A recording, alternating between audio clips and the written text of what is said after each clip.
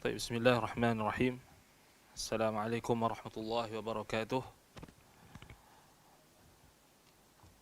السلام عليكم ورحمة الله وبركاته. الحمد لله رب العالمين وبه نستعين على أمور الدنيا والدين. صلى الله وسلم على نبينا محمد وعلى آله وأصحابه ومن سار على نهجه واكتفى بأثره ودعا بدعوته واستنى بسنته إلى يوم الدين. أما بعد. Alhamdulillah, kita bersyukur kepada Allah SWT. Pada malam ni kita dapat bertemu untuk meneruskan pengajian kitab Al-Qawlul Mufid ala Kitab Tauhid, karangan Al-Allamah Al-Faqih Al-Syeikh Muhammad bin Salih Al-Uthaymin rahimahullahu ta'ala. Baik, jadi kita sambung pada halaman yang ke-87. 87, kita berhenti pada jika ada yang berkata aku berniat mendekatkan diri kepada Allah dengan amalan yang aku buat ini. Itu. So, tadi Abu Talha bagi link rakaman tu, jadi ana tarik ke belakang tu sampai sini. Kita berhenti bulan 3 last kelas 2 bulan lepas bulan Ramadan kita tak ada kelas. Jadi itulah, kita berhenti dekat halaman 87 pada buku terjemahan kita. Kalau kita asal dalam muka surat 67, kalau kita asal kita dalam bahasa Arab. Baik, jadi kata Syekh ni, lepas kita bincangkan tentang perkara yang boleh membatalkan realisasi pengakuan ar-risalah. Yang syahadah tu, syahadah wa asyhadu anna Muhammadan abduhu wa rasuluh. Jadi pengakuan kita pada risalah dibahaskan dalam kelas sebelum ini.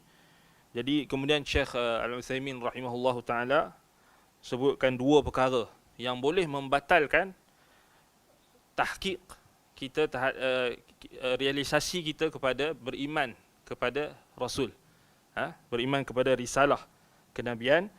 Yang pertama, melakukan perbuatan maksiat, kerana maksiat akan mengurangkan tahqiq kita terhadap risalah, tahqiq kita terhadap beriman kepada ar-risalah. Dan kata Syekh di dalam nas ataupun dalam teks asal, kata fi'lul ma'asi fal ma'siyatu naqsun fi tahqiqi hadhihi asy-syahadah li'annaka kharajta bi ma'siyatika min ittiba'in nabi sallallahu alaihi wasallam. Jadi kenapa maksiat dapat mengurangkan realisasi kita terhadap pengakuan asyhadu anna Muhammadan abduhu wa rasuluh, yakni kita mengaku bahawasanya Nabi SAW itu adalah hamba Allah dan Rasulnya. Kerana dengan pelakuan maksiat itu, seseorang yang melakukan maksiat itu, dia telah terkeluar daripada ataupun menyimpang daripada jalan Nabi, ataupun menyimpang daripada mengikuti Nabi SAW. Tetapi kita dah tambih sebelum ni kan, buat maksiat sahaja tidak menyebabkan pelakunya terus kufur ataupun terus menyimpang secara total daripada ittiba' ataupun daripada sunnah, tetapi dia hanya mengurangkan. Tapi bila kita mengurangkan itu, maknanya ada keadaan yang tertentu mungkin boleh sampai tahap dia terkeluar daripada Islam dan sebagainya, dan itu ada perbahasannya yang kita dah sentuh contoh-contoh sebelum ini.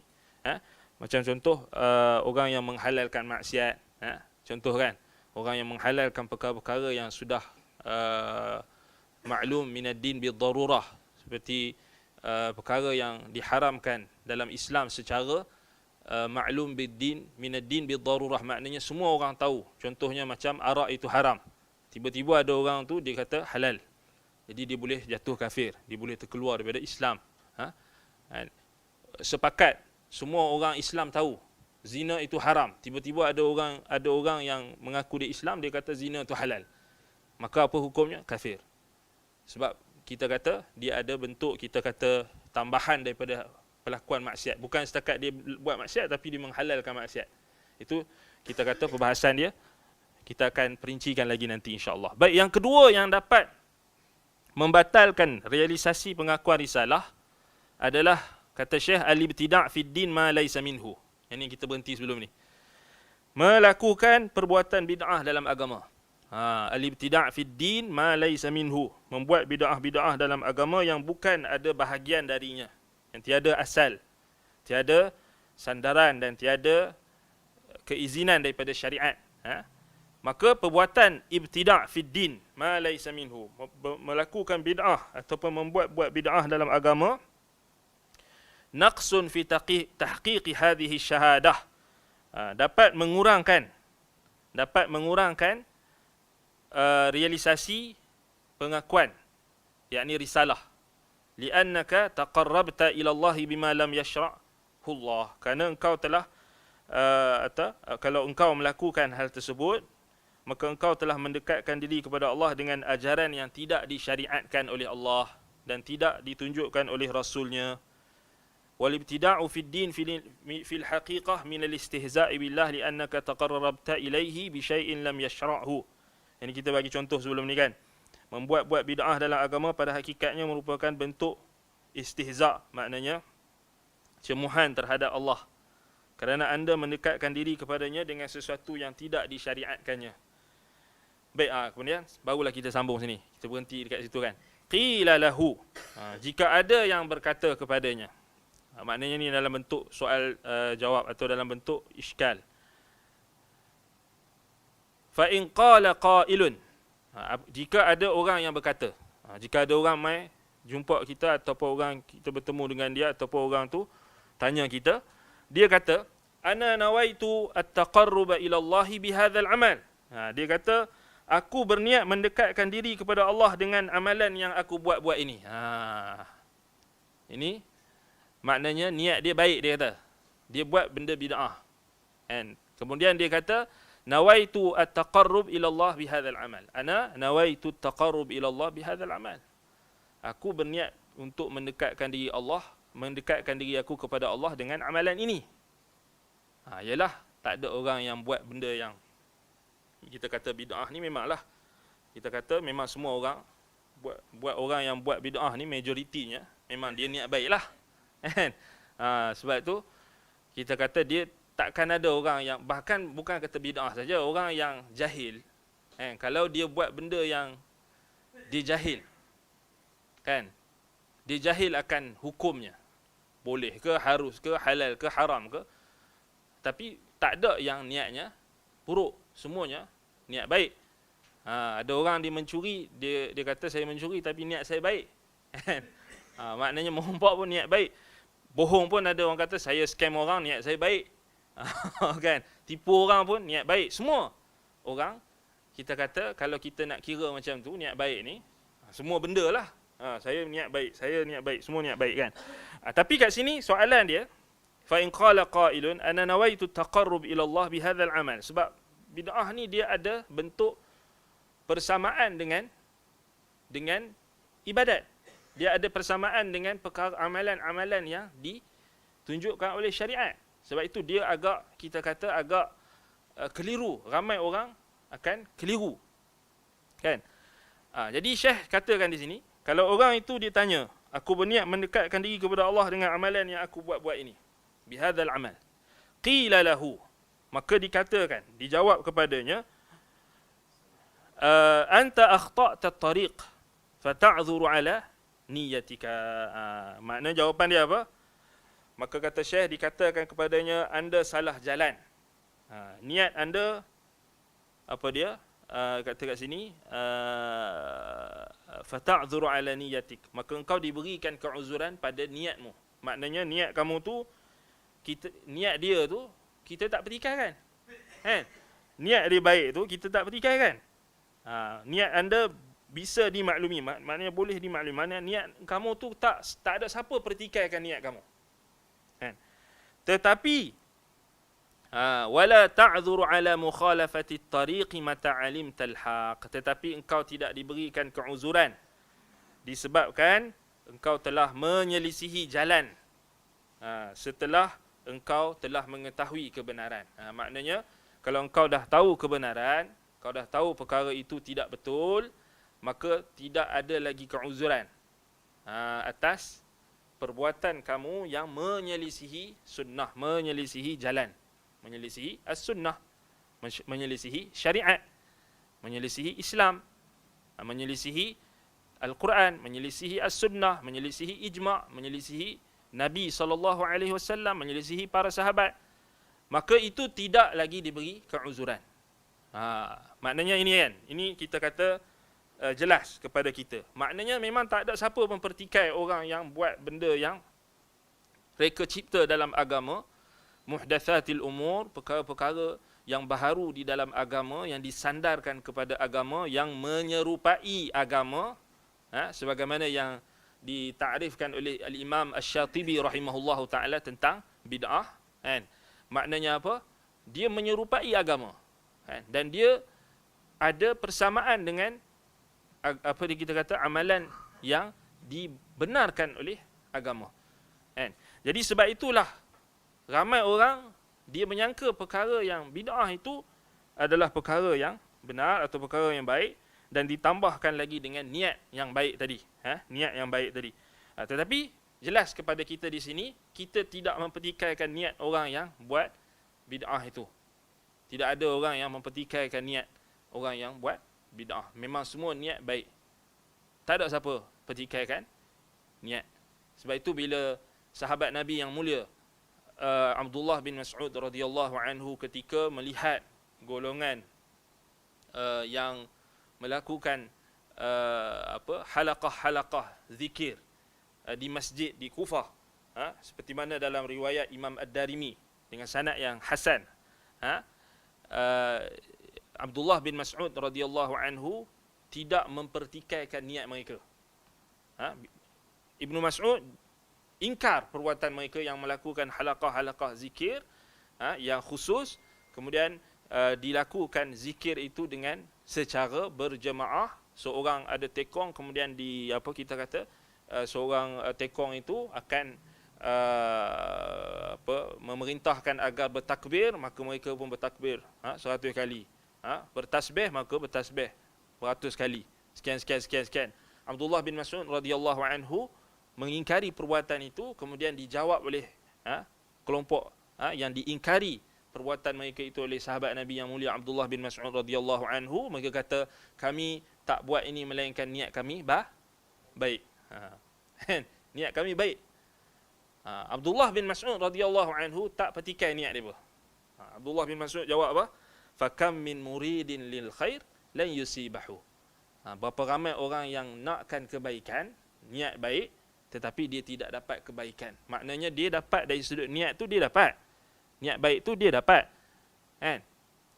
Tetapi satu lagi, jalan kebenaran, fakam min muridin lil khair lan yusibah. Isabah maknanya menepati kebenaran itu dia tak dapat. Menepati kebenaran tu tak dapat. Niat baik semua orang ada. Orang Islam ni kita percaya, kita yakin insya-Allah bila dia Islam, dia Muslim, mengucapkan la ilaha illallah Muhammadur Rasulullah, salat, zakat, haji, insya-Allah semua niat baik, betul tak? Insya-Allah, kecuali mereka yang dikecualikan oleh Allah lah, kecuali mereka yang tidak dirahmati oleh Allah. Tetapi orang Islam secara umumnya, betul lah kan? Mana-mana zaman pun macam tu, orang Islam mesti niat dia baik. Tetapi bukan semua yang berniat baik itu menepati apa? Kebenaran. Tak dapat isabah. Sebab itu kalau kita buka dalam kitab tafsir salaf tentang makna amal soleh. Amal soleh tu apa maknanya? Maknanya antaranya apa? Al-isabah. Selain daripada amalan soleh tu maknanya apa? Kita kata akhlasuha wa aswabuha. Sebagaimana yang dikatakan oleh sebahagian salaf. Amalan soleh itu adalah amalan yang paling ikhlas, yakni murni, yang tak dilakukan melainkan hanya kerana Allah, ikhlas. Kemudian yang kedua, aswabuha, yang paling tepat, yakni al-isabah. Al-isabah maknanya tepat, menepati kebenaran, menepati sunnah, menepati syariat. Jadi Ini jawapan yang kita kata diungkapkan oleh muallif rahimahullahu taala, memberikan kepada kita satu petunjuk bahawasanya niat baik saja tak cukup. Niat baik saja tak cukup. Baik. Baik, kemudian kata Syekh lagi. Dalam teks asal dia kata wala ta'dhuru ala mukhalafati tariq mata alimtal haq. Maknanya kalau seseorang yang melakukan perkara bid'ah itu ataupun beriktikad dengan iktikad yang bid'ah, bukan buat amal bid'ah saja. Kita kena faham, ada juga orang yang beriktikad dengan iktikad yang bid'ah. Maknanya berkeyakinan dengan keyakinan-keyakinan yang bid'ah. Seperti kita kata bid'ah dalam akidah lah. Bid'ah qadariyah, bid'ah rafidah, syiah, mu'tazilah. Itu yang kita kata bukan bid'ah itu bukan terbatas pada amalan. Bahkan ada juga bid'ah-bid'ah yang berbentuk pemikiran. Bid'ah-bid'ah yang berbentuk akidah. Keyakinan wahdatul wujud. Kesatuan Tuhan di dalam alam. Alam itu adalah Tuhan. Ta'lihul kaun, menuhankan alam. Itu adalah bid'ah dalam akidah. Bid'ah dalam akidah. Maka itu juga termasuk. Bukan kata amalan saja. Bahkan akidah. Pemikiran juga kita kata masuk dalam kategori bid'ah. Maka orang yang melakukan atau beriktikad dengan perkara yang bid'ah itu, maka apa? Dia tidak diberikan keuzuran pada pelanggaran dia terhadap sunnah, pelanggaran dia terhadap kebenaran, jalan yang benar. Jika dia tahu kebenaran, maka kita kata tak ada dah keuzuran. Tidak ada keuzuran sampai kepada kebenaran. Baik. فالمبتدعون قد نقول إنهم يثابون على حسن نيتهم إذا كانوا لا يعلمون الحق ولكننا نخطئهم فيما ذهبوا إليه. Kata Syekh lagi, para pelaku bid'ah ataupun ahli bid'ah mungkin mendapatkan pahala kerana niat baik mereka jika mereka tidak mengetahui kebenaran. Penting ini ya. Jika mereka tidak mengetahui kebenaran, mungkin mendapatkan pahala kerana niat baik. Okey, kena faham niat baik. Orang yang buat bid'ah atau orang yang terlibat dalam bid'ah, kata Syekh, yuthabuna ala husni niyatihim. Akan diberikan, mungkin akan diberikan pahala kerana niat baik mereka. Idza kanu la ya'lamuna al-haq. Syarat dia, jika mereka tidak mengetahui kebenaran. Walakinnana nukhatti'uhum fima dhahabu ilaih. Namun kami menyalahkan mereka kerana pemahaman mereka itu ataupun kesalahan mereka itu, pendapat mereka itu ataupun pengamalan mereka itu. Maknanya tetap diingkari tak kalau mereka melakukan perkara yang menyelisihi sunnah, tetap diingkari. Menyelisihi syariat tetap diingkari. Contoh kan, ada orang dia kata ni apa? Dia kata konsert ni konsert macam-macam ni. Dia kata konsert ni bagus untuk menghiburkan. Kan? Dia kata kenapa pergi konsert, orang tanya, kerana niat dia baiklah, kerana dia nak berhibur. Kan? Jadi kita katakan niat dia tu baik tak? Niat dia tu baik dah nak berhibur. Kan? Kita kata dia nak berhibur ni, kita kata apa? Dia nak menggembirakan diri dia. Menggembirakan diri dia. Itu nak berhibur.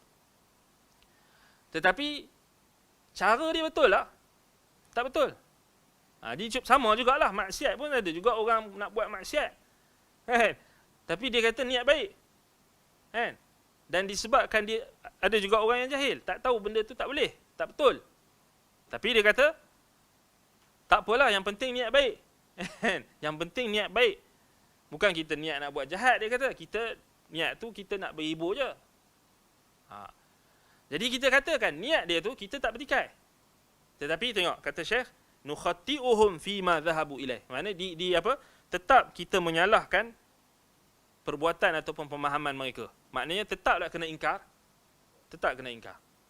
Maknanya tetap kita tak boleh bersetujulah. Yang itu maksud dia. Itu adalah apa?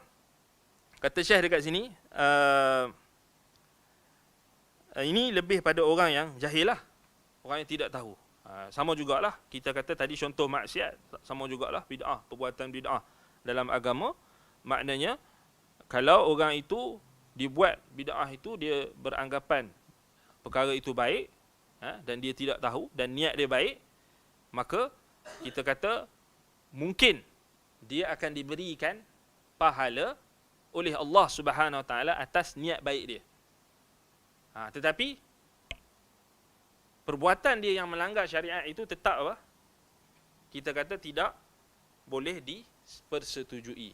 Cuma kat sinilah orang ramai salah faham bila macam contoh dia orang faham perkataan Syekhul Islam Ibn Taymiyah rahimahullah yang kata tentang orang yang sambut maulid kan, boleh dapat pahala kan. Lalu depa pun share lah. Kan share lah apa perkataan Ibn Taymiyah tu, depa salah faham konteks, di luar konteks. Kan? Maknanya inilah maknanya perbahasan dia inilah.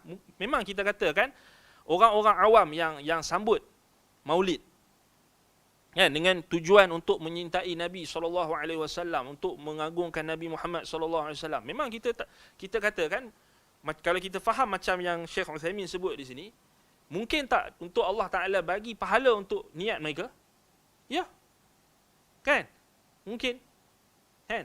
Tetapi kita katakan perbuatan itu tetap bertepatan dengan sunnah atau tak? Kita kata apa? Kalau kita ikut pendapat yang kita kata yang kita nak ikut manhaj salaf, tetap tak tepatlah. Kan?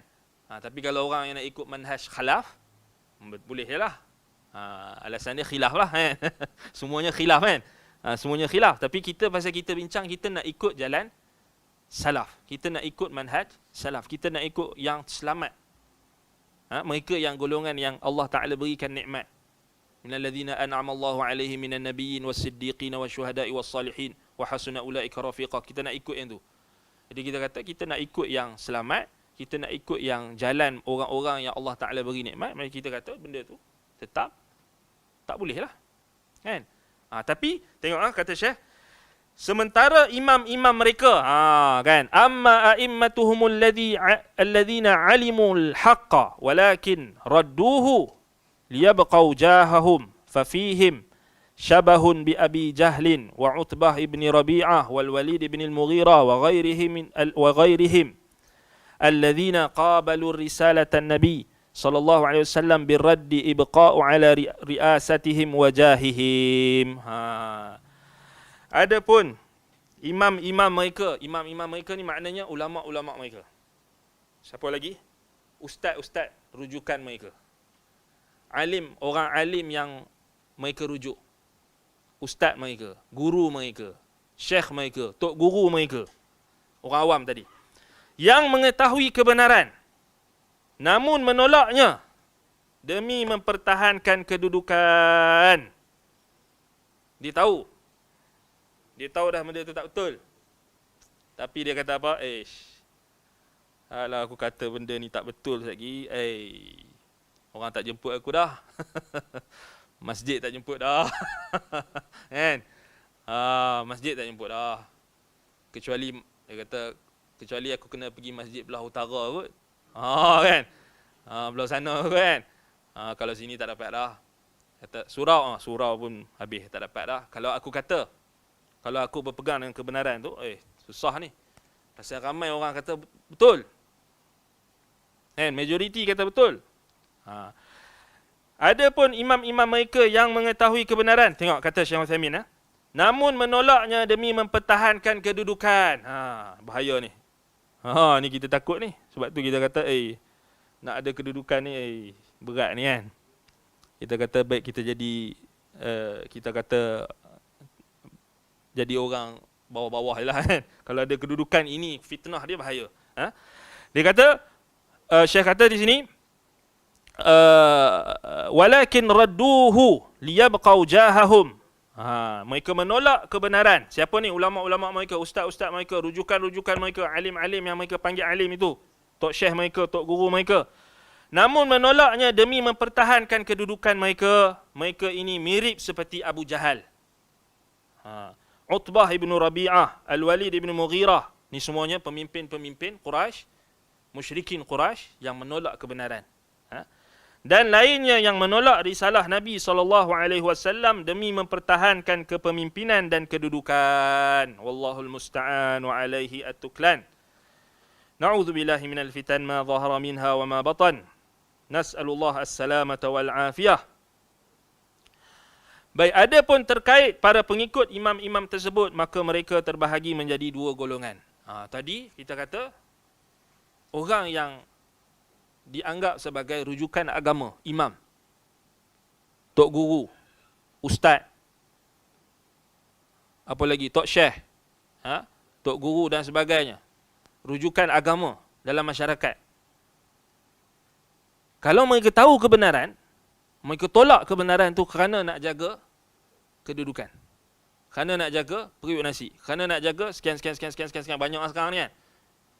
Oh, dia kata, Syekh Uthaymin kata mereka ini mirip seperti Abu Jahal, Utbah bin Rabi'ah, Al-Walid bin Mughirah. Ini semua pemimpin-pemimpin Quraisy yang mereka menolak risalah kenabian, mereka menolak dakwah Nabi SAW kerana nak mempertahankan kepimpinan mereka dan kedudukan mereka. Wallahul musta'an. Baik, ada pun terkait dengan para pengikut imam-imam tersebut. Imam-imam di sini maknanya ulama-ulama, rujukan-rujukan masyarakat awam, ustaz-ustaz, guru-guru agama, tok syekh, maka mereka terbahagi menjadi dua golongan. Okey, yang imam-imam tadi ada keuzuran ke? Tak ada. Tak ada keuzuran. Pasal apa? Mereka dah tahu kebenaran. Mereka dah tahu betul. Mereka dah tahu benda betul tapi mereka tolak. Kan? Ni bahaya. Kita kata bahaya. Bahaya. Bismillah.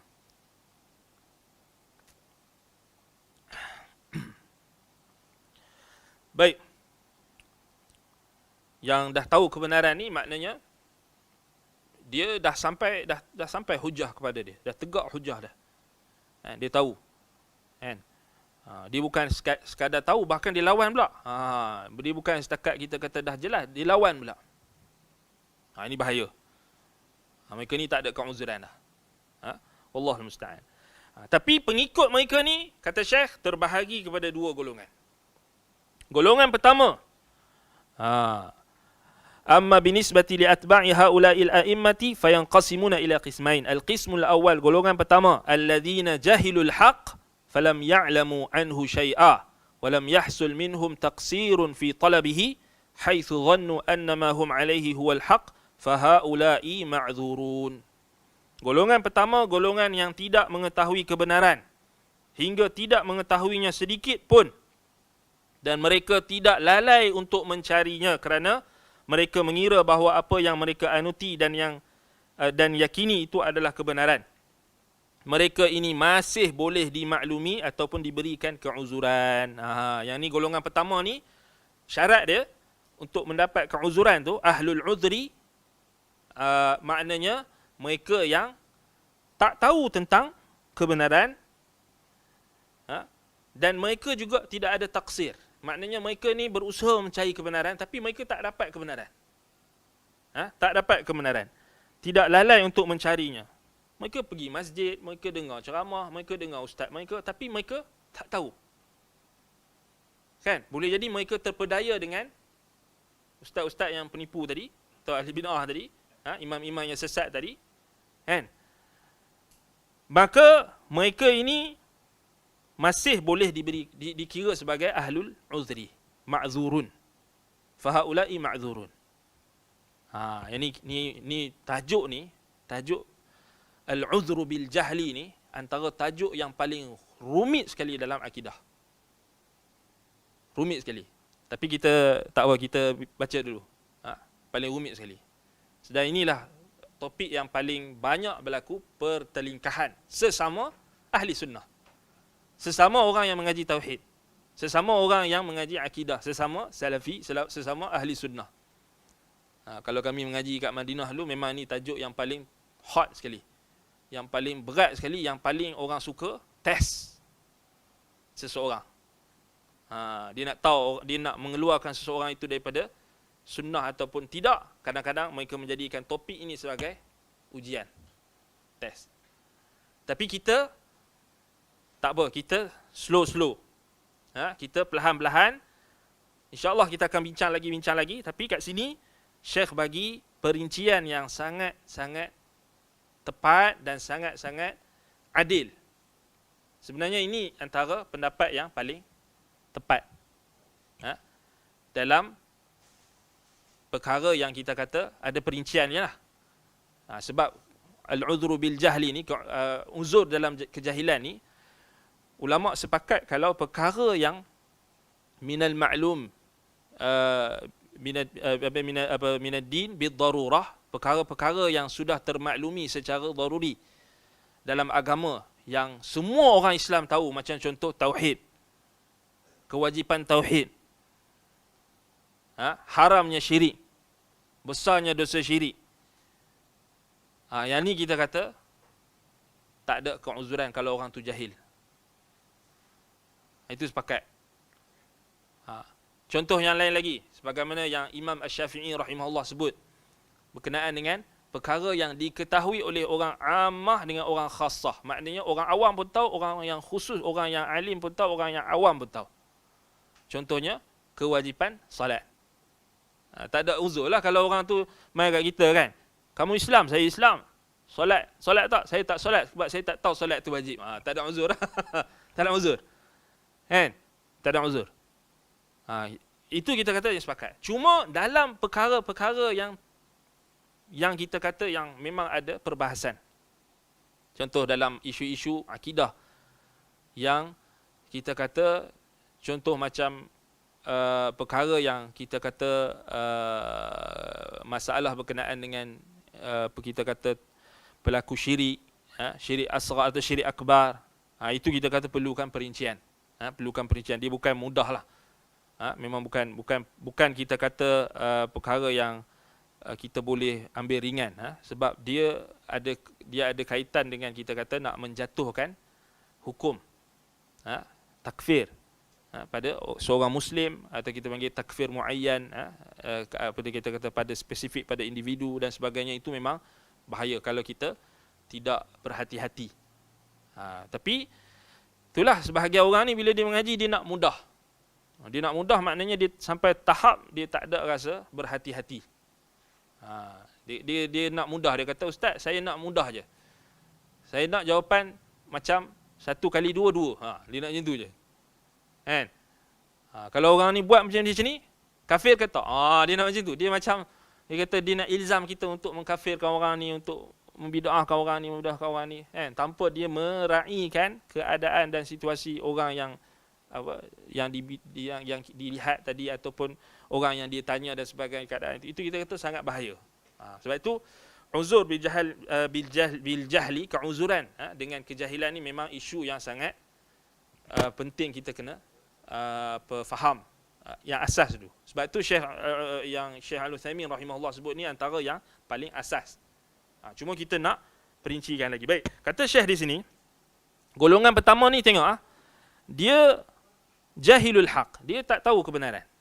Kan? Falam ya'lamu anhu syai'a, dia tak tahu kebenaran. Okey, apa keadaan, contoh keadaan orang yang duduk di, contohnya di kampung yang satu kampung tu buat syirik. Betul tak? Boleh jadi tak? Satu kampung tu percaya bomoh. Contoh. Satu kampung tu. Tok Imam tu pun bomoh juga. Kata kan? Bilal tu pun bomoh juga. Kan? Contoh. Tok siap masjid tu pun dukun juga. Contoh. Atau kita kata percaya benda-benda syirik. Ataupun ada terlibat dalam perkara-perkara syirik. Kemudian orang awam dekat kampung tu, kita kata apa? Beranggapan apa yang ditunjukkan oleh imam-imam mereka, ya, imam dia, Tok Bilal dia, Tok siap dia, benar. Boleh tak benda tu berlaku? Boleh. Kan? Tak mustahil. Bahkan dalam catatan sejarah punya banyak. Kalau kita buka dalam buku-buku yang mengumpulkan manuskrip lama Melayu kan. Biasalah kita kata ada orang yang apa dia mereka yang apa kita kata yang apa menggunakan tangkal, Tok Bilal guna tangkal, percaya dengan apa ramalan-ramalan, azimat-azimat tertentu dan sebagainya dulu-dululah. Sekarang ni makin kurang lah, alhamdulillah, sebab adanya teknologi dan sebagainya, tapi dulu-dulu kan. Tapi boleh tak ada lagi situasi tersebut? Tak mustahil, boleh berlaku kan. Baik, contoh kan, yang jahilkan kebenaran, yang tak tahu kebenaran, tak tahu tentang kebenaran tu sikit pun. Walam yahsul minhum taqsirun fi talabihi, dan mereka tidak lalai dalam mencari kebenaran. Maknanya mereka orang yang bukan tak ada usaha untuk cari kebenaran. Mereka pergi ke masjid, mereka pergi ke surau, mereka belajar daripada guru-guru mereka dan sebagainya. Mereka bukan tak ada usaha, mereka ada usaha. Tetapi mereka menyangka apa yang mereka pegang itu adalah kebenaran. Maka orang macam ni dia ma'zur, dia diberikan keuzuran, kan? Dia diberikan keuzuran. Baik. Al-qismu tsani. Cuma kalau kita perincikan lagi macam zaman sekarang, dah ada media sosial, dah ada media-media baru ni kan, semua orang pakai ada telefon, kan?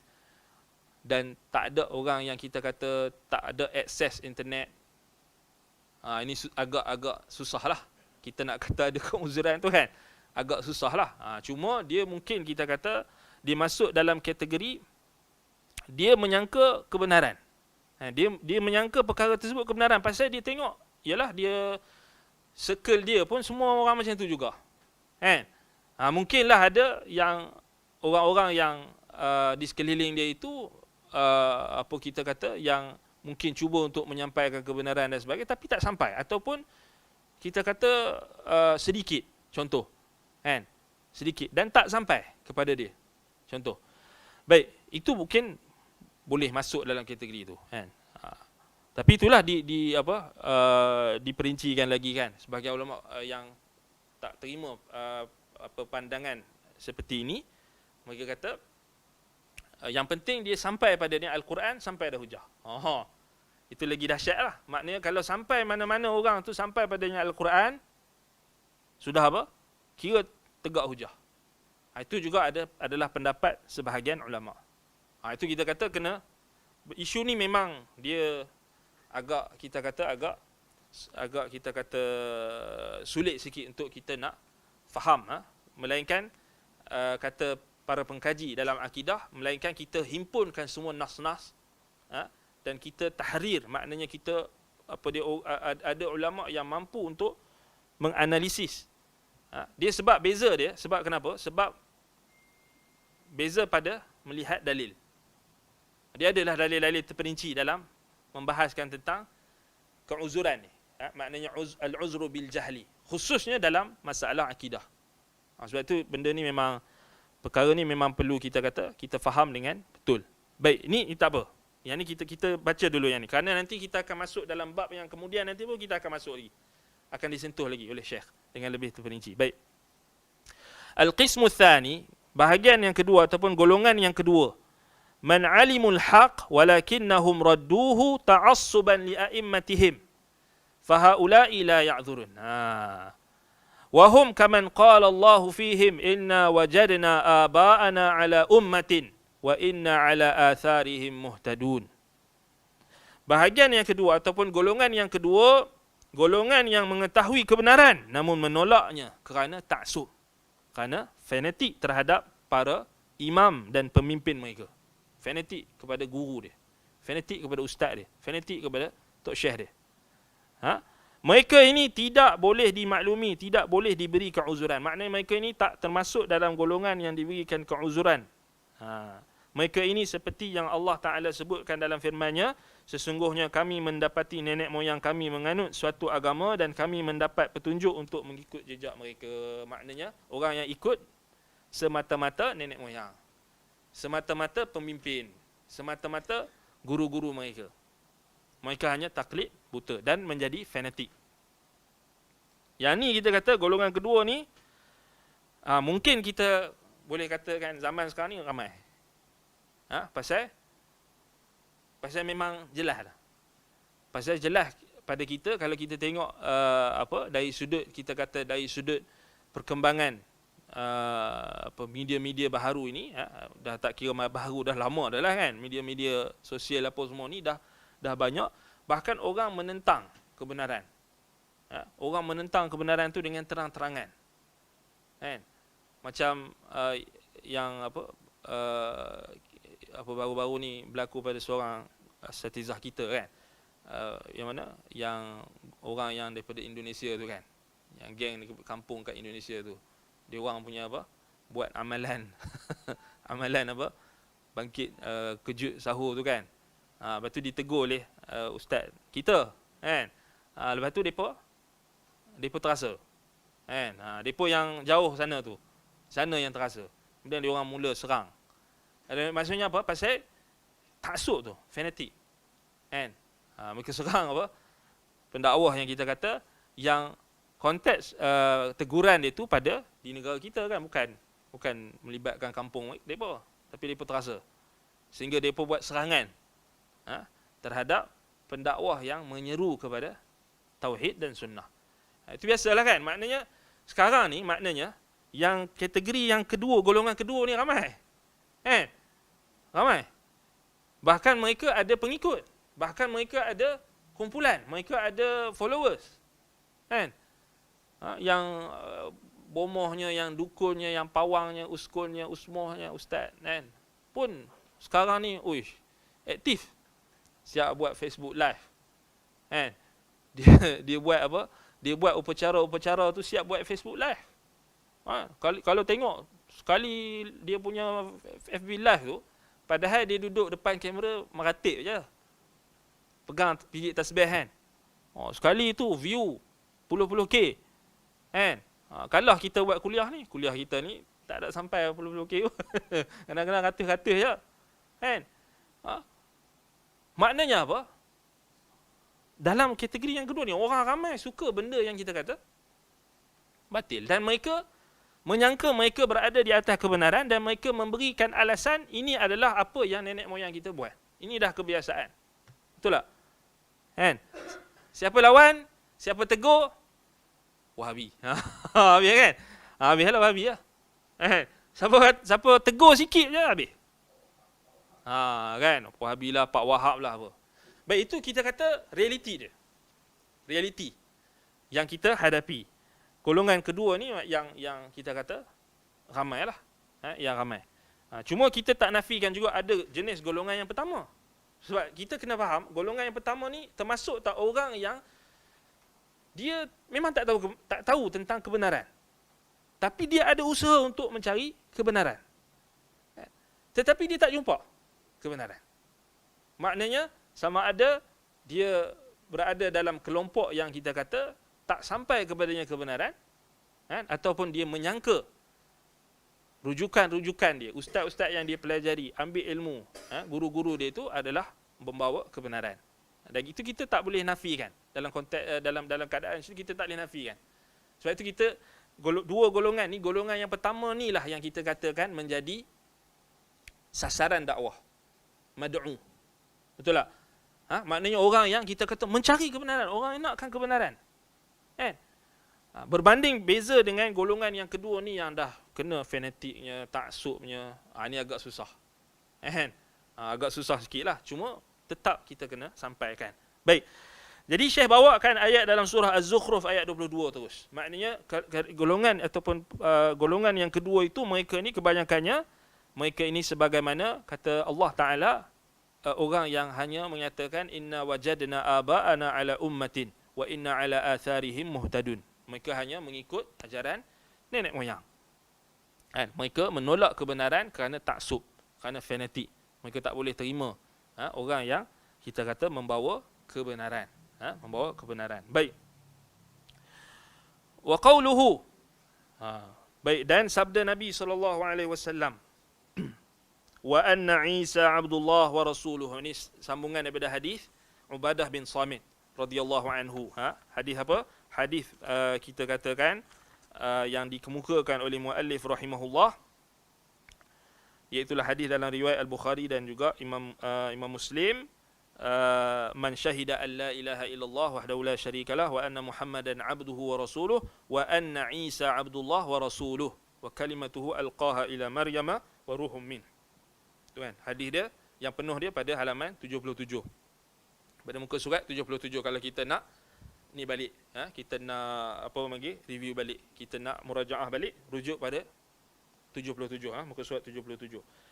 Baik, ini sambungan penjelasan Syekh. Baik, dan bahawa Isa adalah hamba Allah dan Rasulnya. Kata Syekh, pembahasan masalah ini sama seperti perbahasan tentang kesaksian bahawa Muhammad adalah utusan Allah. Maknanya sama macam sebelum ni lah. Kita mengaku bahawasanya Nabi Muhammad itu hamba Allah dan Rasulnya. Dia bukan Tuhan. Dia bukan separa Tuhan ke. Dia bukan limpahan Tuhan ke. Bahagian daripada Tuhan ke. Bukan, kita kata dia tidak ada unsur-unsur ketuhanan. Maknanya dia bukan Tuhan. Dia bukan Tuhan. Dia adalah Abdullah wa Rasuluh. Hamba Allah dan Rasulnya. Nampak? Jadi penyataan Nabi SAW dalam hadis Ubadah bin Samit ni membantah golongan yang melampau dalam menyifatkan Nabi Muhammad SAW sebagaimana yang telah dibahaskan sebelum ini. Baik, jadi kata Syekh sampai dekat wa anna Isa Abdullah wa Rasuluh, bahawasanya Isa itu adalah hamba Allah dan Rasulnya, maka perbahasan dia sama macam kita katakan pada Nabi Muhammad. Cuma kita mengimani risalah Isa, namun bukan bererti kita wajib mengikutinya jika syariatnya berbeza dengan syariat kita. Yang satu saja yang membezakan antara keimanan kita terhadap Nabi Isa alaihi salam dengan Nabi Muhammad sallallahu alaihi wasallam adalah apa? Dari sudut keimanan kita kepada Nabi Isa alaihi salam, wajib tak? Wajib. Kan? Amanar rasulu bima, kita kata kita beriman dengan nabi-nabi dan rasul. La nufarriqu baina ahadin minhum. Kita tak membeza-bezakan antara salah seorang di kalangan mereka dari sudut mereka itu adalah hamba Allah dan Rasulnya. Tak bezakan. Betul tak? Kan? Kita tak bezakan keimanan kita terhadap Nabi Muhammad dengan Nabi Isa. Kita tak bezakan antara keimanan kita terhadap Nabi Adam AS dengan Nabi Muhammad. Sama dari sudut keimanan. Betul tak? Cuma kata Syekh, namun bukan bererti kita wajib mengikutinya jika syariatnya berbeza dengan syariat kita. Maknanya di sini, kata Syekh di sini, wala yulzimuna ittiba'uhu idza khalafat syari'atuhu syari'atana.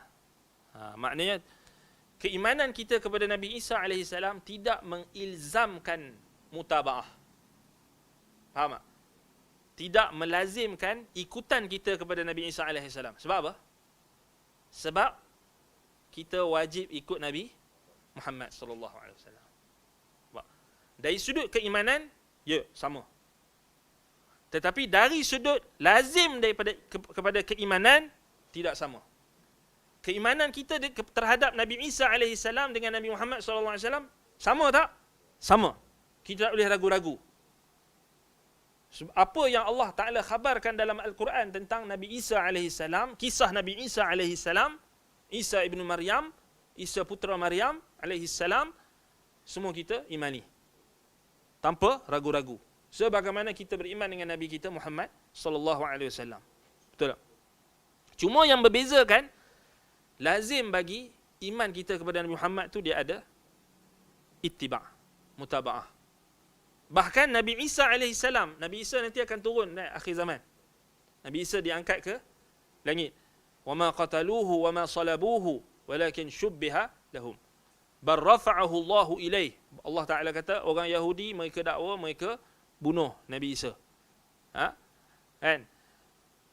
Orang Nasrani mereka kata Nabi Isa disalib. Allah nafikan, Allah kata wa ma qataluhu wa ma salabu. Mereka tak bunuh dia, mereka tak salibnya.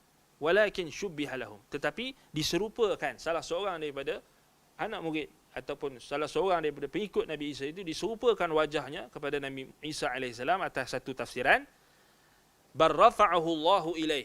Bahkan Nabi Isa itu diangkat ke langit oleh Allah, diangkatkan kepadanya, diangkat ke langit.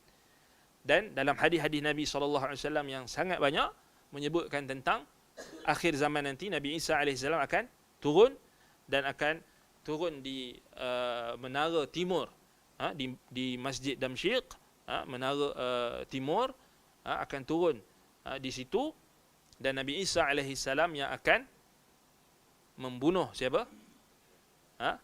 Al-Masih Ad-Dajjal. Nabi Isa AS akan, dan Nabi Isa AS ketika turun nanti, Nabi Isa ikut syariat siapa?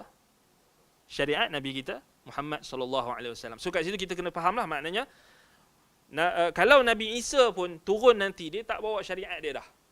Syariat dia sudah mansuh. Dia takkan bawa dah apa yang ada terkandung dalam Taurat dan Injil, kecuali apa yang datang daripada Al-Quran atau apa yang didatangkan oleh Nabi Muhammad sallallahu alaihi wasallam. Dia wajib ikut Nabi Muhammad sallallahu alaihi wasallam. Kan tak ada kita kata kita kata kena ikut syariat Nabi Daud ke, syariat Nabi apa ke, macam Syiah faham kan? Dia faham Nabi Isa, mereka kata akan berhukum dengan syariat Nabi Daud lah, dan sebagainya. Al-Mahdi mereka akan berhukum dengan syariat Nabi Daud. Tak betul lah, kan? Sebab kita kata syariat Nabi Muhammad itulah yang penutup bagi seluruh syariat. Baik, jadi wala yulzimuna ittiba'uhu idza khalafat syari'atuhu syari'atana. Jadi tak melazimkan kita untuk ikut Nabi Isa AS jika syariatnya itu menyelisihi syariat kita. Baik, kemudian kata Syekh, fa syari'atu man qablana laha thalathu halat. Syariat umat-umat sebelum kita ini terbahagi menjadi 3 kondisi, 3 keadaan. Pertama, berseberangan dengan syariat kita. Dalam kondisi ini yang diamalkan adalah syariat kita. Yang pertama, antakuna mukhalafata li syari'atina. Antakuna mukhalafatu li syari'atina fal amalu ala syar'ina. Yang pertama, syariat sebelum kita ini, maknanya syariat nabi-nabi sebelum Nabi Muhammad sallallahu alaihi wasallam, kalau dia menyelisihi syariat kita, maka yang kita wajib beramal adalah syariat siapa? Syariat kita. Contohnya apa? Contohnya sujud kepada makhluk, sujud kepada manusia untuk menghormati. Ini ada dalam syariat Nabi Yaqub, ada dalam syariat Nabi Yusuf, kan? Sebab itu bila Nabi Yusuf AS kata dekat Nabi Yaqub, inni ra'aitu ahada asyara kawkaba wasyamsa wal qamara ra'aituhum li sajidin. Aku melihat dalam mimpiku 11 bintang, bulan dan matahari, aku melihat mereka sujud kepadaku. Dan akhir kisah Nabi Yusuf AS berlaku takwil mimpi tersebut. Nabi Yusuf AS membawa kedua ibu bapanya naik ke atas singgah sana dan mereka sujud kepada Nabi Yusuf. Begitulah juga saudara-saudara Yusuf sujud kepada Nabi Yusuf. Sujud betul. Itu kata para ulama, antaranya Al-Hafidh Al-Imam Ibn Kathir rahimahullah menyebutkan itu adalah syariat sebelum kita.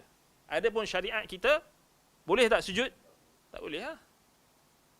Tak boleh sujud kepada selain Allah. Betul tak? Jadi ada boleh tak kalau kita jumpa ada penganut tarikat sufi, dia kata ni boleh, itu Nabi Yusuf, Nabi Yaqub, Nabi Yusuf, syariat Nabi Yusuf boleh. Kau nak ikut syariat Nabi Yusuf, Nabi Yaqub ke Nabi Muhammad? Ustaz kata cinta Nabi Muhammad, kan? Mana satu? Dia pun dah pening, kan? Dia kata boleh lah. Tetap tak boleh lah. Maknanya kita kata apa? Kita kata jika menyalahi syariat kita, maka tak bolehlah beramal dengan syariat yang telah lalu. Maknanya wajib beramal dengan syariat Nabi Muhammad SAW. Contoh, membuat patung. Membuat patung pada syariat Nabi Sulaiman dan Nabi Sulaiman dan Nabi Daud harus dibenarkan. Patung, kan? Buat patung dibenarkan. Tapi dalam syariat kita boleh tak? Tak boleh.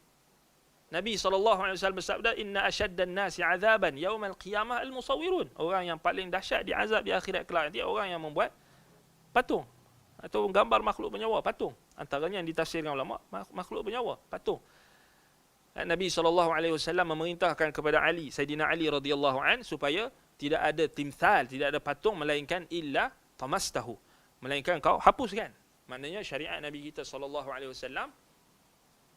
memansuhkan hal tersebut. Jadi tak bolehlah kita kata apa, kita nak pakai syariat sebelum ni, kan? Banyaklah Kalau itu jadi kelang kabut tu bila ada orang yang tak faham, maka dia pun kata tengok syariat Nabi Adam. Dia kata syariat Nabi Adam boleh kahwin adik-beradik. Jenuh tu. Kan? Itu masalahnya. Sebab itu kita kata yang menjadi pemutus adalah syariat Nabi Muhammad sallallahu alaihi wasallam. Sebab itu kadang-kadang kita tengok benda ni memanglah mungkin bagi orang yang mengaji dia faham, tapi zaman lah ni orang malas mengaji ramai. Malas mengaji tapi dialah nak ulas sekali. Paling terkehadapan menonjol untuk ulas semua isu semasa. Itu kita bimbang tu. Jadi sebab itu kita kena tahu perkara ini. Sebab itu Syekh sebutkan di sini, syariat umat-umat kita ni yang pertama tadi menyelisihi dengan syariat kita, maka dalam keadaan ini yang diamalkan adalah syariat kita. Yang kedua, sesuai dengan syariat kita. Dalam keadaan seperti ini kita tetap mengikuti syariat kita. Kalau ada syariat Nabi sebelum kita yang menyamai syariat Nabi kita, asalnya kita beramal dengan syariat dulu ke syariat Nabi kita? Syariat Nabi kita, tetap syariat Nabi kita. Maknanya kita yang syariat Nabi-Nabi yang sebelum ini, kita kata dia bukan asal bagi kita kata amalan kita. Maknanya kita tetap wajib dahulukan syariat Nabi kita, dan kebetulan memang bersamaan dengan ada syariat-syariat yang bersamaan dengan syariat Nabi kita. Contohnya banyaklah. Contohnya ibadat haji. Manasikul haj. Manasik haji itu, ibadat haji itu asalnya syariat Nabi Ibrahim. Lepas Nabi Ibrahim wafat, Nabi Ismail teruskan. Lepas Nabi Ismail wafat, berapa kurun lepas tu, berapa ribu tahun lepas kewafatan Nabi Ibrahim dan Nabi Ismail, maka orang Arab pun buatlah bid'ah. Kan? Asalnya wukuf di Arafah tu ada, tapi mereka tak mau wukuf dekat Arafah. Sebab apa? Sebab bagi mereka wukuf di Arafah itu bukan tanah haram. Mereka fanatik dengan tanah haram. Nampak? Mereka buat bid'ah, mereka ubah.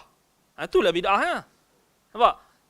Kemudian apa lagi? Mereka tawaf secara telanjang. Kan? Tawaf secara telanjang. Dulu ana bila dengar tawaf telanjang ni, ana cuba macam, bukan kita nak bayangkan, tapi cuba kita nak fikir kan, macam mana ni kan? Tak terbayang. Kata macam mana kan? Tak ada rasa malu ke? Sebenarnya, kalau kita baca dalam kitab-kitab tarikh dan sirah, walaupun kita baca tu kan, tawaf tu uryanan, tanpa pakaian, telanjang, tetapi mereka tetap menutup bahagian maluan. Itu satu qaul, satu pendapat. Kan? Maknanya macam mana kita tak tahu lah. Dan ada shift. Pagi, laki saja tawaf. So, perempuan dia tak berpakaian malam. So, still ada apa? Still ada rasa malu. Walaupun tu zaman jahiliah, tapi still ada rasa malu. Sekarang ni, tak jahiliah lah kan. Tak jahiliah, tapi ada jahiliah tu. Tak jahiliah secara umum, tapi ada jahiliah secara khusus. Sekarang ni dah tak malu lah. Kan? Wallahul musta'an. Tapi kita kata, rupa-rupanya macam tu. Dia shift malam. Still ada malu tu lah. Laki perempuan tu. Kan? Walaupun tawaf, dia orang buat bid'ah, dia orang tawaf secara telanjang, tapi laki shift pagi, perempuan shift malam. Still ada rasa malu lah maknanya. Itu yang disebutkan oleh sebahagian mu'arrikhin. Baik. Ketiga, al-thalithah an takuna. Okey. Dekat yang kedua tu sebenarnya ada ayat Quran. Ada ayat Quran Syekh bawa. Ayat dalam surah Al-An'am ayat 90. Ni dalam buku terjemahan dia tertinggal kot. Yang kedua tadi maaf. Betul. Ada ayat Quran. Ulaikal ladzina hadallah fabihudahu muqtadi. Mereka itu adalah orang-orang yang diberikan petunjuk oleh Allah, maka dengan petunjuk mereka hendaklah kamu contohi. Ini maknanya syariat Nabi-Nabi terdahulu, kalau dia menyamai syariat Nabi kita sallallahu alaihi wasallam, maka kita tetap amalkan berdasarkan dia syariat Nabi kita. Tak? Syariat Nabi kita. Tapi kebetulan memang syariat itu diteruskan oleh Nabi kita. Dia adalah asalnya adalah syariat Nabi-Nabi sebelum kita. Contoh macam tawaf tadi. Ataupun ibadat haji. Daripada syariat Nabi Ibrahim. Banyak lagi lah. Sebab itu dalam Al-Quran ada banyak kan? Ada banyak kisah Nabi-Nabi sebelum kita, sebelum Nabi Muhammad SAW, sebelum Nabi kita. Kemudian Allah Ta'ala sebut ayat dalam surah Al-An'am. Antaranya dalam surah Al-An'am ayat 90. Penutup ayat tu Allah kata, ulaikal ladzina hadallah fabihudahu muqtadih. Mereka itu orang-orang, nabi-nabi itu orang-orang yang Allah bagi petunjuk. Maka dengan petunjuk mereka hendaklah kamu contohi. So ada petunjuk-petunjuk yang ditunjukkan oleh nabi-nabi itu yang menyamai petunjuk Nabi kita sallallahu alaihi wasallam. Sangat banyak. Antara yang kalau kita nak tahu, maknanya kita baca kitab-kitab tentang kisah nabi-nabi. Antaranya Qasasul Anbiya Imam Ibn Kathir atau Al-Bidayah wan Nihayah Imam Ibn Kathir. Itu contohlah. Baik, yang kedua ataupun yang ketiga, bahagian yang ketiga ataupun jenis yang ketiga atau keadaan yang ketiga, kondisi yang ketiga atau keadaan yang ketiga, an takuna maskutan anha fi syari'atina wa fi hadhihi al-halah ikhtalafa ulama al-usul hal na'malu biha aw nad'uha. Yang ketiga, syariat nabi sebelum nabi kita tidak dibicarakan dalam syariat kita. Naskutu ataupun disebutkan maskutan anha. Maknanya kita tak tahu benda tu ada dalam syariat kita atau tak. Tak disebutkan. Tidak dibicarakan dalam syariat kita. Dalam keadaan seperti ini, ulama usul berbeza pendapat. Adakah kita mengamalkannya atau meninggalkannya menurut pendapat yang sahih, syariat tersebut adalah syariat kita. Dalilnya firman Allah Ta'ala, ulaika alladzina hadallah fabihudahu muqtadih. Mereka itulah para nabi yang telah diberi tunjuk oleh Allah, maka ikutilah petunjuk mereka. Kemudian yang kedua, laqad kana fi qasasihim ibratun liulil albab. Sungguh pada kisah-kisah mereka itu terdapat pengajaran bagi orang-orang yang mempunyai akal fikiran. Ini pembahasan dia panjanglah kalau kita nak bincang dari sudut ilmu usul fiqh, bahasan dia panjang. Kita pun dah habis waktu. Maknanya di sini banyak kisah-kisah Nabi itu ada petunjuk dalam dia. Sangat banyak petunjuk-petunjuk yang terkandung dalam kisah-kisah para Nabi itu yang diistimbatkan oleh para ulama. Sebab itu ulama usul fiqh mereka berbeza pendapat. Adakah hukum hakam itu diistimbatkan juga daripada kisah-kisah? Adakah kisah-kisah Nabi itu menjadi sumber hukum? Maknanya diistimbat hukum hakam dalam syariat kita diistimbat daripada kisah Nabi-Nabi terdahulu. Yang sahihnya, sebagaimana yang dipegang oleh pendapat jumhur ulama, antaranya Al-Imam Asy-Syafi'i rahimahullah, kemudian ramai lagi menyebutkan sama sahaja. Maknanya ayat-ayat yang menceritakan tentang kisah-kisah Nabi, maka ianya juga adalah rujukan dalam hukum hakam. Maknanya kalau ada dalamnya petunjuk-petunjuk yang menunjukkan hukum-hukum yang tertentu, maka diambil hukum itu daripada kisah-kisah tersebut. Ini contoh dia banyak lah. Contohnya banyak. Contoh macam ulama bahaskan tentang hukum orang panggil tauriah. Tauriah ni apa? Menzahirkan sesuatu yang menyalahi zahir. Maknanya menyalahi zahir. Contoh macam Nabi Ibrahim AS menipu siapa? Pengikut raja yang nak memudaratkan isterinya. Kan? Tu. Jadi adakah diistimbat hukum daripada situ? Maknanya harusnya untuk kita, orang Melayu panggil tipu sunat. Kan? Maknanya ulama bahas kan? Dia tak ada lah istilah tipu sunat ni. Kalau kita ikut istilah tipu sunat tu tak betul lah. Sebab tipu ni semuanya tak boleh lah. Tipu tak ada lah kata tipu wajib, tipu bohong sunat kan. Tapi itu istilah je lah. Istilah. Tapi sebenarnya dalam syariat dia panggil tauriah lah kan. Contoh macam Nabi Ibrahim AS nak selamatkan isterinya daripada kebejatan raja yang zalim ataupun raja yang jahat itu, maka dia terpaksa untuk menipu lah. Kan? Sebenarnya ulama pun bahas lagi. Tak, sebenarnya Ibrahim tak kira menipu lah. Kan? Tapi dari sudut nak faham tu. So dia kata sebab dalam hadis pun Nabi SAW sebut kadzib tu kan, tipu tu kan. Melainkan 3 apa yang berlaku pada Nabi Ibrahim AS. Itu contoh. Sama juga macam hilah yang dilakukan oleh Nabi Yusuf AS untuk kembalikan, untuk bertemu semula dengan Bunyamin, saudaranya yang lama tak terpisah. Kan Nabi Yusuf buat hilah kan. So ulama bincangkan tu, hukum boleh tak kita buat hilah? Kan? Jadi ulama pun ambil istimbat hukum dari situ. Kalau untuk islah, untuk perbaikan, untuk memperbaiki hubungan antara dua pihak yang bertelagah, maka harus untuk buat hilah. Kan? Maka harus. Kan? Maknanya, itu ulama bahas ni. So, ada petunjuk-petunjuk dalam kisah. Kisah Nabi-Nabi itu ada petunjuk. Sebab itu Syekh Al-Utsaimin bawakan ayat dalam surah Al-An'am ayat 90. Allah Ta'ala sendiri perintahkan kepada kita untuk iqtadih. Fabihudahu muqtadih. Maknanya dengan petunjuk mereka yang aku ceritakan dalam Quran ni, maka hendaklah kamu contohi. So kat situlah kita kata ulama bahas. Ulama bahas. Sebab itu tak salah ada satu kitab yang dikarang oleh seorang ulama, dia himpunkan kisah-kisah Al-Quran yang diistimbatkan oleh ulama usul fiqh akan hukum hakam yang ada dalamnya. Memang menarik lah. Memang menarik. Maknanya selalu kalau kita selalu dengar, kalau belajar fiqh, sumber bagi istimbat hukum ni selalu orang akan faham ayat-ayat hukum lah kan. Ya ayyuhalladzina amanu kutiba alaikumusiyam. Kan? Ya ayyuhalladzina amanu kutiba alaikumul qisas. So kalau kita mengaji fiqh, selalunya kita faham ayat-ayat hukum. Tapi kita jarang dengar ayat-ayat dalam yang berbentuk kisah-kisah adanya hukum. Kat situ ulama bahas. Kan? Kat situ ulama bahas. So kat situ kita kata yang sahihnya maknanya dia tetap apa? Kalau tak disebutkan dalam syariat kita, didiamkan, maka dia tetap dikira syariat kita. Sebab apa? Sebab Allah Ta'ala perintahkan dalam Quran. Ikut. Dengan syarat ni memang dia tak ada lah kita kata yang bercanggah dengan syariat Nabi kita sallallahu alaihi wasallam.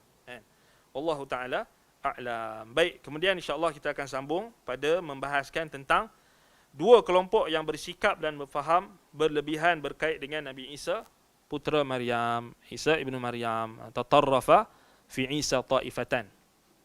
Ini kita akan sambung pada kelas akan datang lah insya-Allah. Baik. Naktafi bihadzal qadar. Kalau ada soalan yang berkait dengan kajian kita? Tak ada?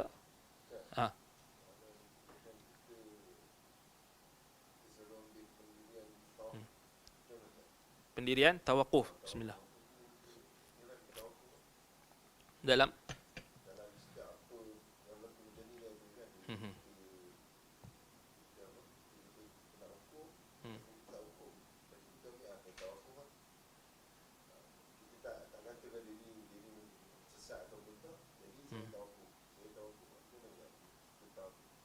dia berkait dengan masalah kita kata nak menjatuhkan hukum pada individu ataupun mana-mana orang. Ini kita kata dia pertama sekali kita kena faham. Kita kena masukkan kategori menjatuhkan hukum pada individu tu, nak jatuh hukum individu tu, dia dalam kategori apa? Dia kalau kita bincang dalam pembahagian ilmu, dia dalam kategori apa? Ilmu fardu ain ke fardu kifayah? Fardu ain ke? Confirm bukan fardu ain. Pasal apa? Pasal hukum terhadap seseorang individu, adakah kita serahkan, contoh sekarang ni, dalam nak jatuhkan, kita faham sekarang ni nak jatuhkan seorang individu tu salah atau tak? Contoh dia buat jenayah. Boleh tak seorang yang disabitkan dengan hukum jenayah, satu rakyat Malaysia ni kena jatuh hukum kat dia? Betul tak? Seluruh jabatan netizen, seluruh rakyat Malaysia kena jatuh hukum kat dia? Ataupun dia diserahkan kepada mahkamah?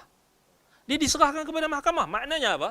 Untuk menjatuhkan hukum pada individu, dia bukan fardu ain, dia fardu kifayah. Jadi dia bukan urusan kita. Sebenarnya tak ada pun. Maknanya tak ada pun istilah tawakuf pun. Maknanya kalau kita tak ambil tahu pun, tak ada masalah. Tak ada masalah. Min husni islamil mar'i tarkuhu ma la ya'ni. Kata Nabi SAW, termasuk kebaikan Islam seseorang, meninggalkan sesuatu yang bukan urusan dia. Nak jatuh hukum kat orang ni bukan urusan semua orang. Betul tak? Kan? Tiba-tiba, apa pendapat sekian? Apa pendapat kamu tentang ni? Apa pendapat? Kenapa pula nak kena tanya saya? Kan? Ini masalah bila golongan ghulatul tahzir. Mereka tak faham isu ni. Ghulatul tahzir ni kita selalu sebut kan, orang yang melampau dalam mentahzir.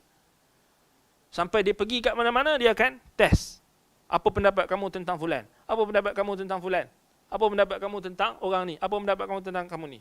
Kalau kamu tawakuf, maknanya kamu sekian. Kamu tak sokong aku. Kamu bukan geng aku gini. Jadi gitu. Tak betul. Memang tak ada isu tawakuf. Maksud, memang tak ada isu kita kata perlu tawakuf atau tak. Tak. Memang kalau bukan urusan kita, maknanya kita tinggalkan. Betul tak? Adakah kita diperintahkan untuk semua orang untuk menghukum, menjatuhkan hukum? Tak juga kan? Macam contoh macam kes jenayah. Tak juga. Kan? Cuma dalam perkara yang berkaitan dengan agama kita. Contoh perkara yang berkaitan dengan kita kata urusan agama. Maknanya kita bersikap bukanlah tidak ambil tahu langsung. Maknanya kita ambil tahu. Contohnya sahabat-sahabat kita bagi tahu tentang orang yang rajin menyebarkan hadis palsu contoh. Orang yang menyebarkan kesyirikan, orang yang buat benda-benda yang tahyul, khurafat dan sebagainya. Dia bagi tahu untuk memberi amaran. Itu tidak kira kita kata menghukum kan, tapi itu dikira sebagai memberi amaran. Itu kita kata tahzir tu. Kan? Tahzir. Tapi kita nak sibukkan diri dengan orang tu, individu. Kita nak tanya pula orang, apa pendapat kamu tentang ni, apa pendapat kamu tentang ni, orang apa pendapat. Tak boleh ya. Maknanya buang masa. Kan?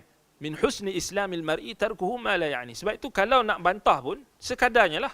Kalau kata orang tu dia buat benda yang tak betul dan sebagainya. Okey, bantah benda yang tak betul tu dan bagi amaran. Ni orang ni dia buat benda-benda yang tak betul. Okey, cukup. Tak perlu sampai nak kena apa? Nak kena cari orang tu sampai cari aib dia, buka aib dia, cari pula orang-orang yang berkait dengan orang tu, keluarga dia dan sebagainya untuk serang dan sebagainya, macam sebahagian netizen kita buat. Tak betul lah. Kan? Kadang-kadang tak betul juga. Orang tu disabitkan dengan menipu contoh. Kemudian dikaitkan dengan isteri orang tu, dikaitkan dengan anak dia, apa kaitan dia? Tak perlulah kan? Contoh kan kadang-kadang tu kita tengok ada orang yang dia nak bongkar tentang skamer dan sebagainya. Memanglah skamer ni semua orang bengang kan. Orang yang menipu ni kita kata tak ada orang yang suka kan. Tapi kita kena adil lah. Kalau dia disabitkan dengan penipuan apa semua, maknanya fokus pada penipuan dia lah. Tapi tak perlulah meleret-leret sampai nak kaitkan dengan keluarga dia, nak kaitkan dengan isteri dia, anak dia yang tak ada kaitan pun kan. Itu kadang-kadang orang kita ni dia melampau. Dia melampaui batas dalam mengkritik. Tak ada kita kata keadilan. Sama jugalah macam kita kata isu-isu kita nak hukum orang kan. Apa manfaat, apa adakah dia fardu ain kat atas kita untuk tahu, untuk hukum atas orang tu? Tidak. Kan bukan tanggungjawab kita. Bukan tanggungjawab kita. Itu tak ada isu. Cuma ulama bahaskan tentang isu berkenaan dengan fitnah yang berlaku di kalangan sahabat Nabi. Itu memang kita kena tawakuf. Memang kena berhenti. Fitnah yang berlaku, perbezaan yang berlaku, fitnah yang berlaku pada sahabat Nabi ni, pada zaman sahabat Nabi berlaku khilaf yang dahsyat. Di antara sahabat Nabi. Kat situ memang tawakuf. Ataupun khilaf yang berlaku antara guru-guru kita. Samalah. Guru-guru yang kita pelajari berlaku khilaf. Kan, ustaz-ustaz kita berlaku khilaf yang dahsyat ataupun berlaku khilaf. Pasti akan berlaku khilaf. Jadi sama juga kita kena ambil pendekatan yang bukan kita kata tak ada pendirian, tapi pendirian kita itu adalah untuk selamat. Untuk selamat. Dan sebagaimana sebahagian sahabat mereka menjauhi fitan. I'tizal fitan. Zaman fitnah kan. Zaman mereka tu dah berlaku fitnah yang dahsyat. So dia orang tak berpihak pada mana-mana pihak. Mereka buat hal sendiri. Sebab itu memang dalam zaman fitnah ni kita kata antara nasihat para ulama, zaman fitnah ini kita hari ni orang ni bergaduh, hari ni orang ni bergaduh, esok orang tu bergaduh, orang ni bergaduh kan. Ya, kita kena tahu siapa yang kita berada di pihak mana. Kita tahu kebenaran dan ahlinya. Orang yang kita kata kita kenal, yang menyebarkan tauhid.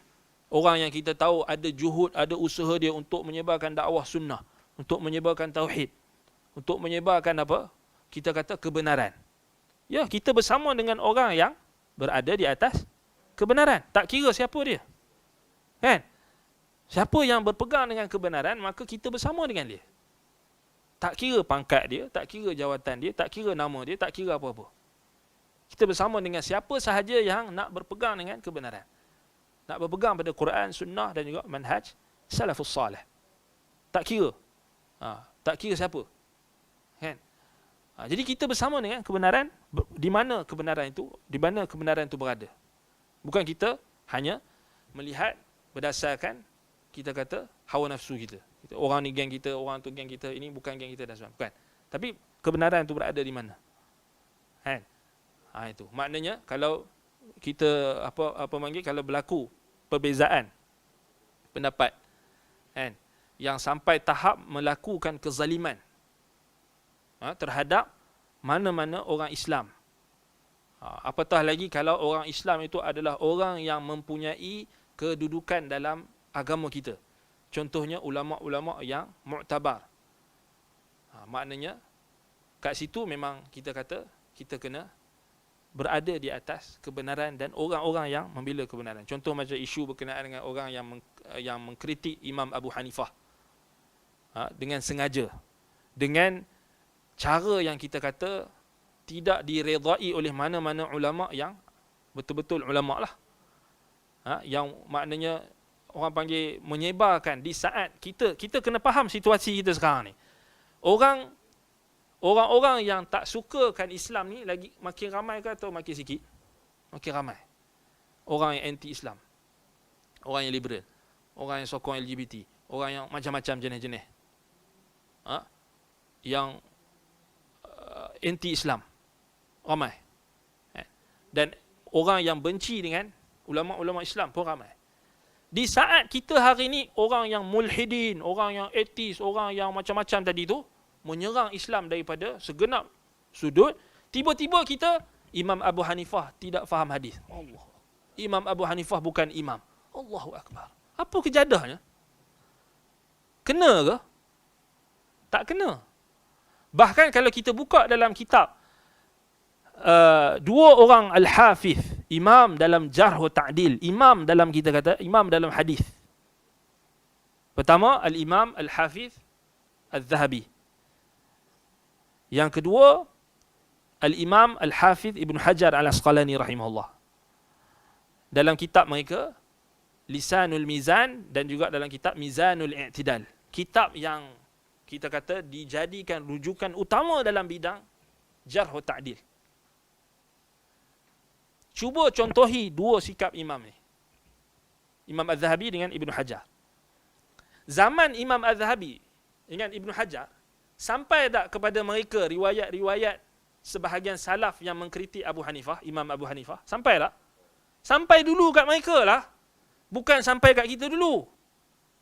Sampai dulu dekat Imam Az-Zahabi, sampai dulu dekat Imam Ibn Hajar. Apa yang kamu baru duk tangan kamu baru duk type dekat Maktabah Syamilah tu atau internet, Google dan sebagainya, baru jumpa perkataan ulama sekian kata kat Abu Hanifah tu, sebenarnya dah ditemui oleh siapa? Imam Az-Zahabi, Ibn Hajar. Adakah Imam Az-Zahabi dengan Ibn Hajar nukilkan perkataan tersebut? Tak ada. Tak ada. Bahkan dalam kitab mereka Mizanul I'tidal dengan Lisanul Mizan, Imam Abu Hanifah disebut sebagai imam yang dijadikan panutan dalam agama. Bahkan diletakkan kritikan-kritikan yang melibatkan Imam Abu Hanifah itu dibuang oleh siapa?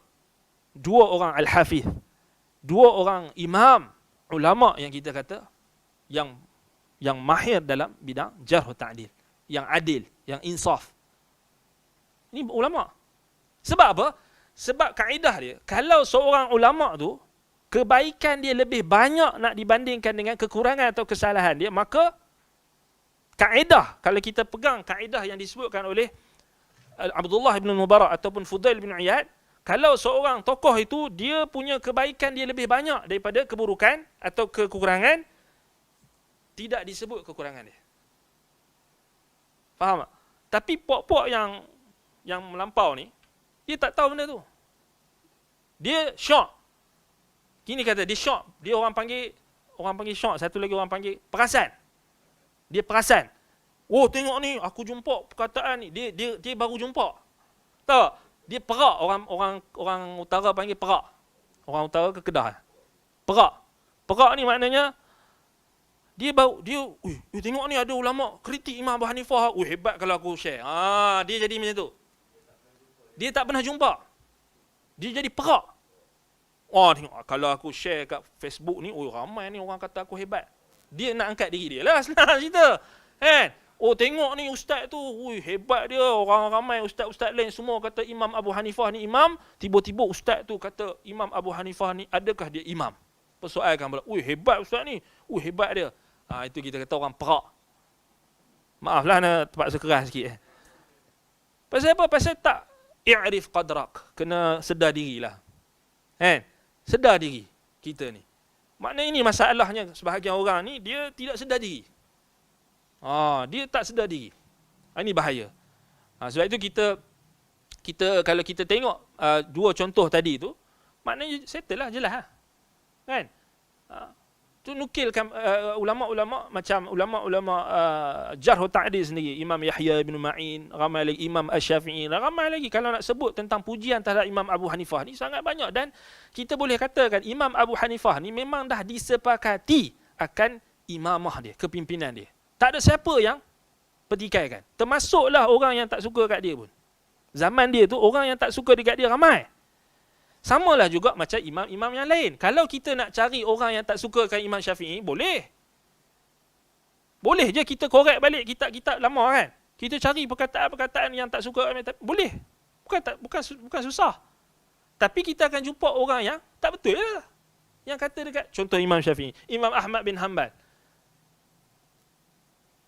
Imam Al-Bukhari, Imam Muslim, semua imam-imam. Kalau kerja kita nak cari hak orang cakap tak betul, orang cakap yang tak baik, semua orang ada kekurangan, betul tak? Dia kata, tu masalahnya. Orang yang perak tadi ni, dia tak tahu. Dia tak tahu mana satu prioriti zaman sekarang ni. Sekarang ni kita kata orang dah melekeh-lekehkan ulama' dan sebagainya. Tiba-tiba kita datangkan keraguan pula. Orang pertikaikan pula Imam Abu Hanifah.